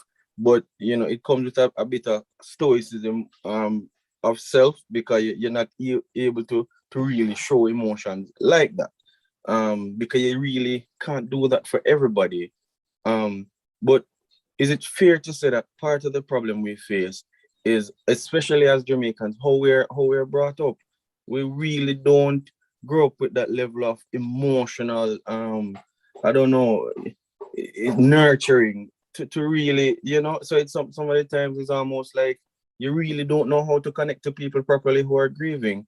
And then I guess my question then is, how do you, I guess that's the purpose of this session, but part of the problem that I find personally is because I know I'm not good at dealing with people. In the professional setting, I can do it, but in the personal setting, I find that I'm not able to do it. So I'm usually just a silent pat on the back and shaking of the hand, and just being there with the person. I'm not able to say the things that may be the right things to say. But sometimes when you see a lot of person gathering up around someone who's grieving and everybody's saying something, it's almost like if you're not saying anything, then are you really doing anything? You feel like, well, if they're saying these nice things or what you perceive to be nice things, you need to find something to say too, and then that's when you end up now say something that might come across the wrong way. I have this slide up. You want to read "Whenever in Doubt"? Want to read it for me, please, Marlon? Whenever in doubt. It says, whenever in doubt as to what to say or what impact your words may have on the bereaved, don't say anything. Use the non-verbal language, which is what I do, but it's the I don't know. Yeah, and but this is the recommendation. That's to say that don't follow everybody else, and then after you say, ease up, if you understand what I'm saying. Right. Okay. If you don't mind, can I try and answer some of these questions? Some questions. first question, I don't know if I have questions, but I love and appreciate those persons that are still on and whom shared. Thank you so very much. We amazingly appreciate this. So let me try and navigate my way into and answer some of these questions. The first question, it says, is it best to be silent when someone has tragically lost a loved one? And I'm saying, I think I've already addressed that to an extent. That first conversation is usually awkward, especially if you are a pastor or a team leader. And I'm still saying that if you don't know what to say, then show it in your actions. That's, you don't have to find what you must say and things like that. I love you and I care for you. So sometimes that's all. I love you. We love you. We care for you, and we are here to stay. Now, don't write checks with the amount you cannot cash now. Don't make promises that you cannot fulfill. But so if you're going to be reassuring and supportive, then you need to back it up with your statements. So that's how I'll answer that. Next question. My son, who has turned 20 years old, is still withdrawn after his father's passing since 2 years now. He doesn't really want to speak to anyone. How can I get help for him as well? We fast and pray for him, but what else can I do to help him? You see, sometimes, you see, folks, this might sound very strange now, but so you remember when I mentioned earlier that sometimes people are going to a particular context or even the guilt or what have you, and we don't know the full gamut of the extent of their pain or the underlying pain that they're having that is interfering with how they progress. And so we say, you maybe just maybe, I'm not saying it is, but sometimes they don't even want to hear from you. As close as you are, sometimes they don't even want to hear from you, right? Sometimes they're blaming you, but they cannot come out and say, it's because I'm really angry towards you. I'm just saying sometimes, now, what I invite you to do is to give him what I'd say, a blank check. And that blank check is to where he can feel safe to come and wanting to talk to you about anything on his time, at his leisure, and he must have the freedom and recognize that he will not be condemned or judged, and that anything he wants to come and talk about and share at any time, he can do that. So he must have the freedom to come and share with you. That's one. Next thing you see, you find something that you think he might like or even want to do, and start to pursue it. Yes, you pursue it, and let him see it. And when him see you doing it, let's say start to play music or sing some music that him like, and I'm here listening to some music that him like. He say, but how are you listening to those music? So no one have a common interest right there, so and you pique his interest or distract him. And so when you do that now, we say, then you can use that common area now to say to him, hey, I just want you to know that you are loved. That's all. I love you. We love you. And whatever we need to do for us to navigate our way through this, we are in it together. If I've made some mistakes and I've done wrong, you can come talk to me, you can tell me, and I'm ready to take it. But I'm also ready to say I'm sorry to you. And as I beg your forgiveness. But I'm also saying I am ready to say I'm sorry. But please give me a chance to express my love, my appreciation, and my support, because we're going to get through this together. Let us work on this together. So that is just some things that can be said or can be done. I'm certain there are several others, but like I said, we're just giving you some snippets to these. Next one, I have 9 questions here, or soon finish.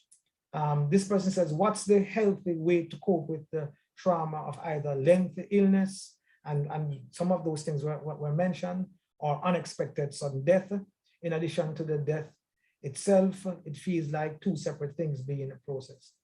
You see, the unexpected death, and first we in our part 1, we went through and we showed that, hey, there are some things that you're going to go through.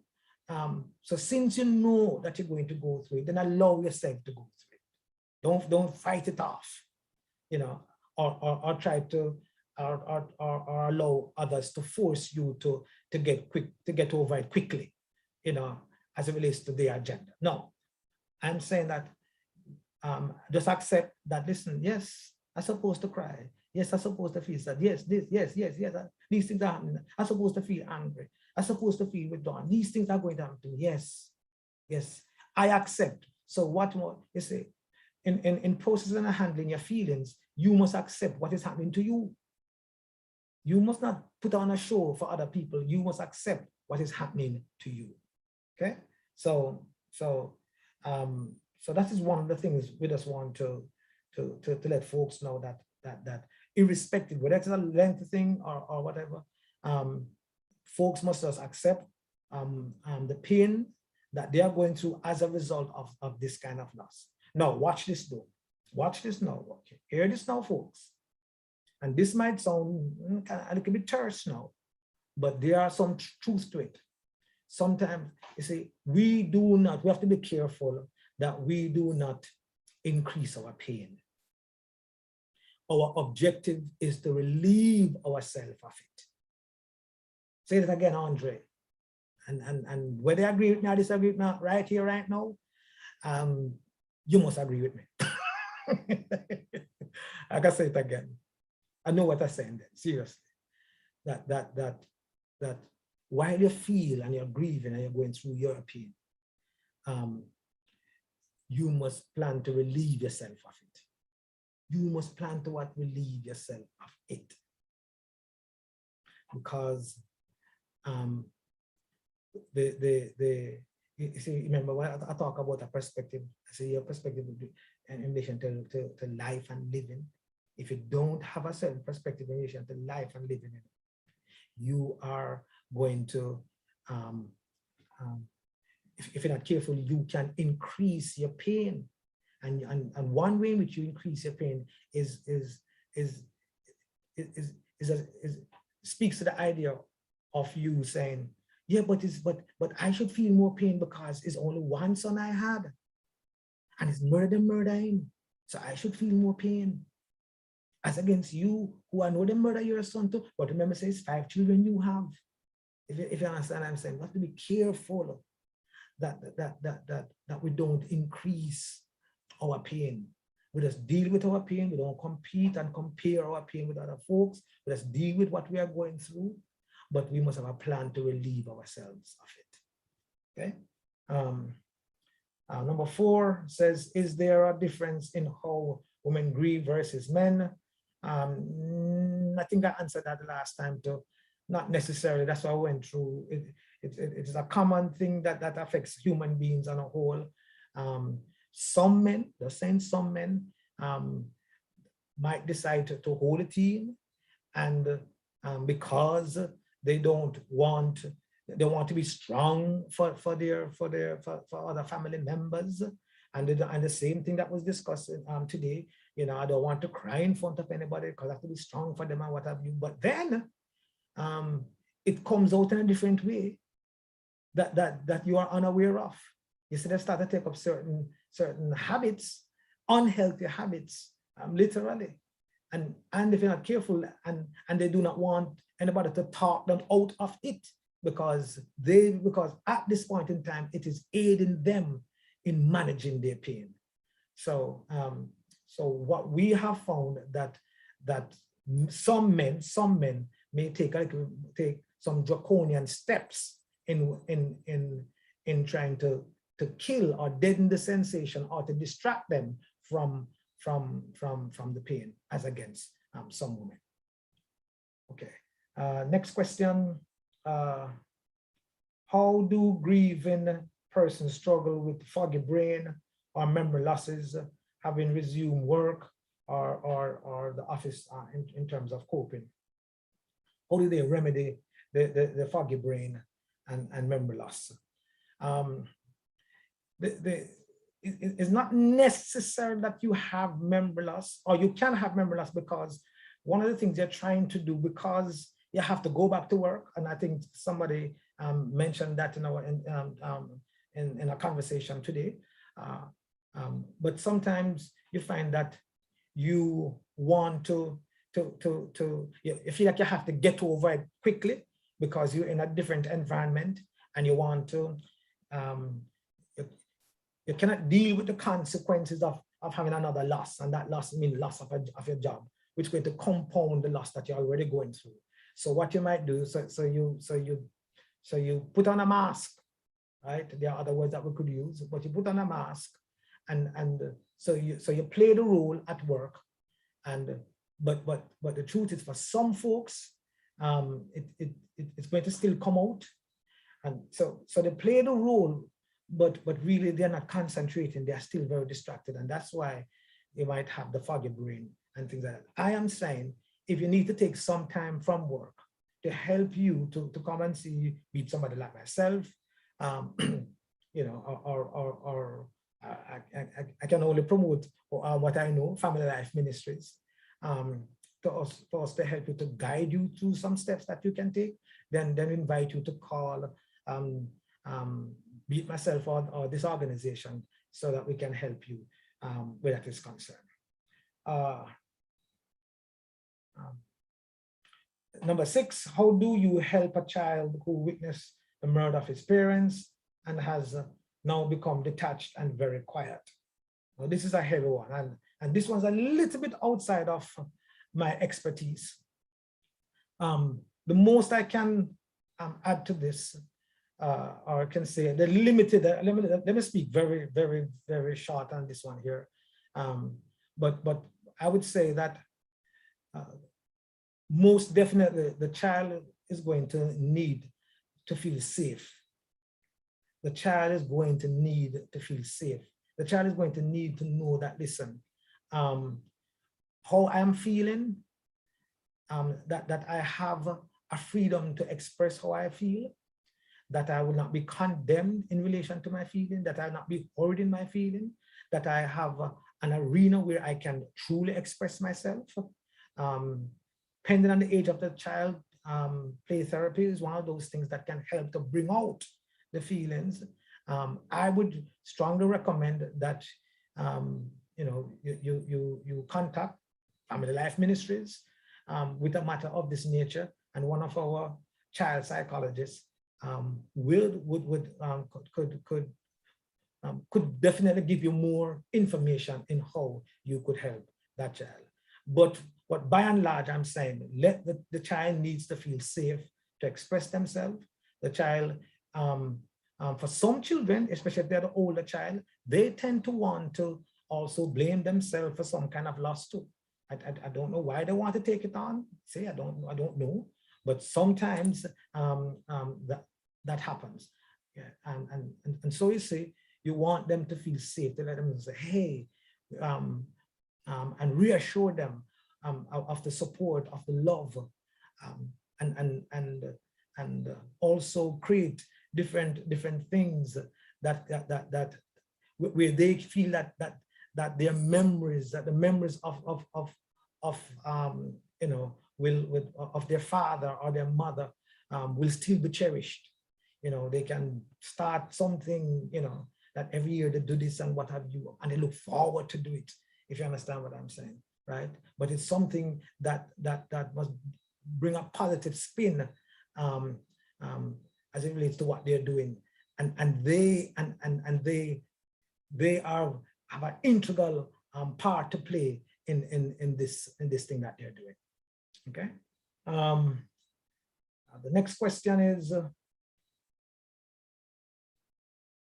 all right, the rest of the question says, by experience and has now become detached and quiet. Well, yes, so my response remains the same. Number 7, how does a person deal with a sudden death sudden death call that you lost a loved one?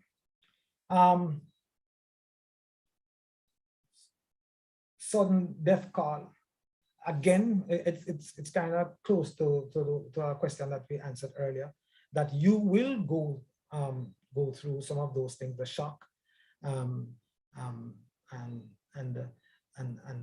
denial. You will go through those things, the bargaining, possibly guilt, but definitely the anger.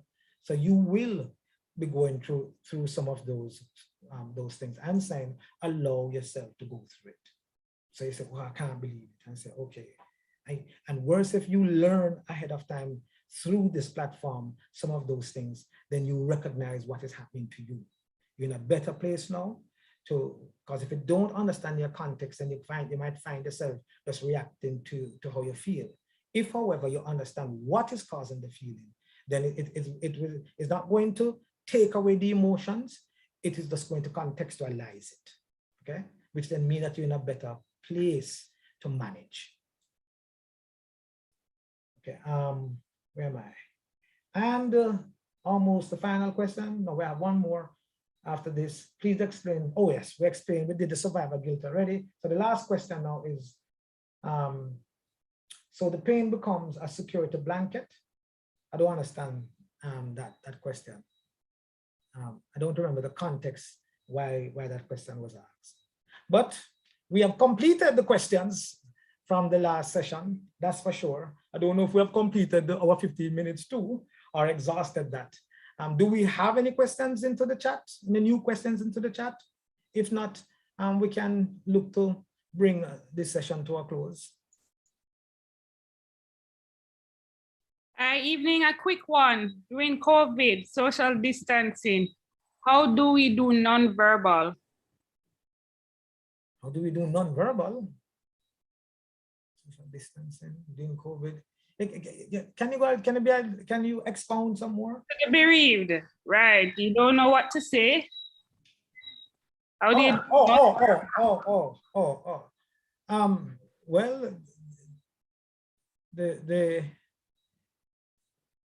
if you're going to social distance, well, you know, you can, different type of emojis can be sent through different kind of platforms. Is one, I'm not saying is the right one, or you know, but I'm just out of my head that is what the nonverbal can do. If you know that, if you know certain things about the folks, if you know them like ice cream or them like a certain kind of song or what have you, if you know certain things that you know can lend to them, to cheering them up, you know, but of course it must be very timely. Don't try to change them up. In other words, you have to be careful that you don't try to hurry them to get over it. You know, your goal is not to hurry them, but you know, send big hugs. You can have certain, you know, you can send a voice note. I know it's just a non-verbal, but you can send a voice note saying, I love you. No, it's non-verbal, but I love you. And then follow it up with a big hug. Send them a big hug or something to that effect. Okay. Before I go to Tori, who was asking the question? Tori was asking the question? Yes. Okay, all right. Thank you. Right. Yes, indeed. Okay, yes. Do you have anything to explore from the chat? Because I think with time gone plenty now, and I don't want to overdo it, but I hope and trust that what we shared today was of some benefit. I know of somebody who's going to be calling me from not too long from now, so we can have a talk and things like that, and we will go from there. But again, thank you. Is there anything from the chat that I need to speak about, Brother Smith? Or not?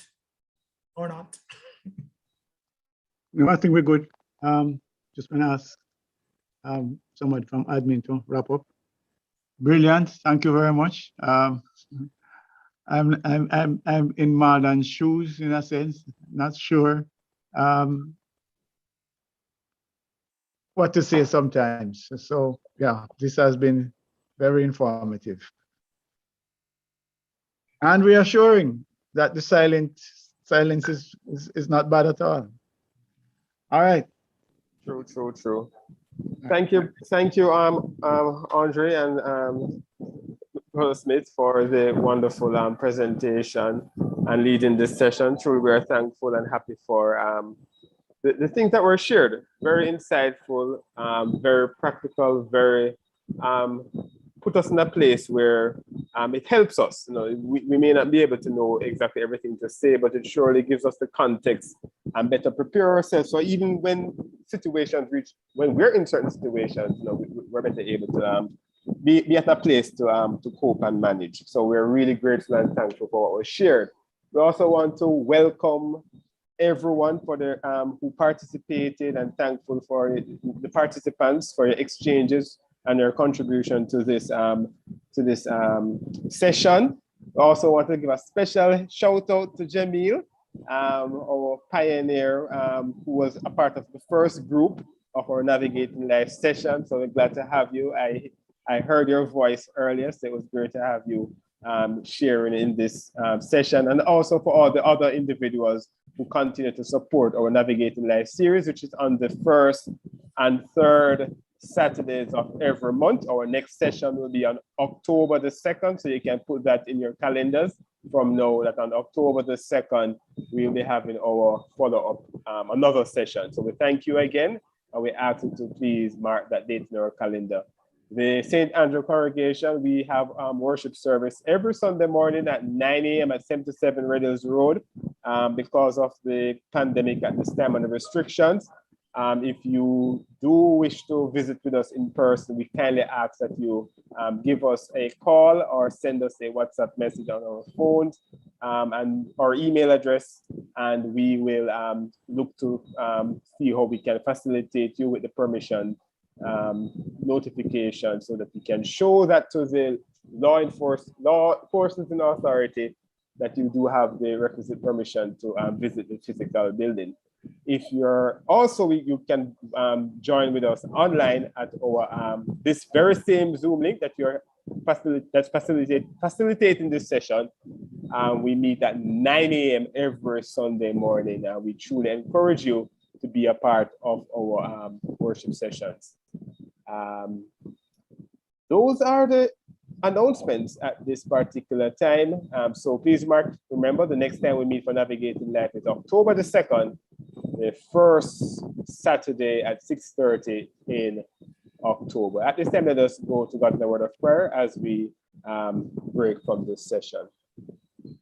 Almighty Father, we thank you for your loving and tender care, for your concern for us. We know, dear God, that even though we go through various challenges, we may not have all the answers, oh Lord. We know that you're still concerned about us. And we, Father, dear God, we know that you mourn with us, you grieve, and you are empathetic and understand what we go through, even though sometimes we ourselves don't know. But we ask, oh Lord, to give us the coping mechanism, the skills that are needed, oh Father, for us to persevere, to go through these challenges and these setbacks. And we ask, oh Lord, that you just help us to have the necessary support that is needed, oh Father, at this time. We put all our petitions before you. You know, God, know the things that we may not even express publicly. And we ask, oh Lord, that you come to our attention. We ask that as we break from this session, as we continue to pray for the leadership of this, this activity, that you continue to give vision, to ensure that the different topics and activities that are planned that will help and be a benefit to our community, to participants, that will make and build a better Jamaica. And for even the Father, we know, dear God, that our our sessions, dear God, go beyond the borders of our island.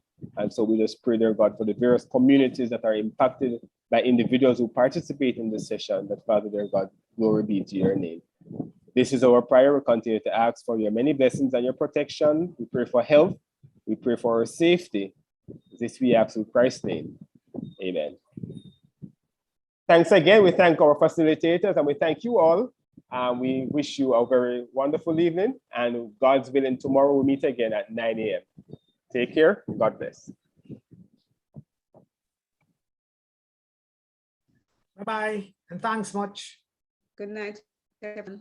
This was a good session. Thank you. Thanks a lot. Thanks very See much. you in October. Thank you. Good night, all. Good night. Thank you all. Good night. Good night.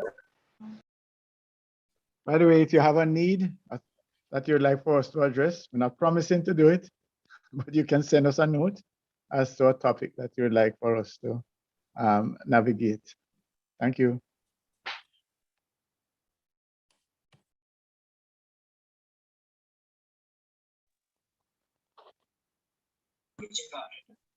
Thank you. Good night, everyone.